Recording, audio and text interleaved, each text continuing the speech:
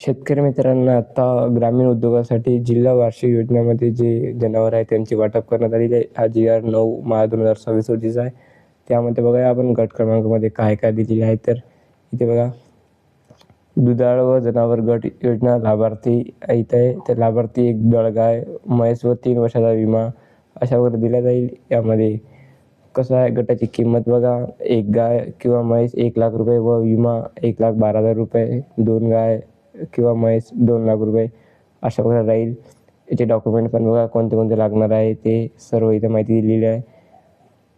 याची अटी शर्ती बघा काय आहे, तर इथे बघा अशा प्रकारे दिल्या जाईल आपल्याला लाभार्थ्यांना. लाभ जर मिळाला तुम्हाला, तुम्ही पण शेतकरी असाल तर लवकरात लवकर अप्लाय करा. शेळी मेंढीसाठी वाटप योजना पण आहे यामध्ये. अजून भरपूर साऱ्या योजना आहेत, जसे खाली बघा. खाली आल्यानंतर इथे अंडी देणाऱ्या सुधारित कुक्कुट देशी पक्ष्यांचे वाटप पण देत आहे. जसे की अंडी देणारे 6व्या 8व्या 500 सुधारित देशी कुक्कुट पक्षी, पिंजरा, गादी, शेड, खाद्यपाणी, भांडी, अंडी सर्व प्रकारचे जे साहित्य आहे ते गव्हर्नमेंट देणार आहे. अशा प्रकारे इथं दिलेलं आहे.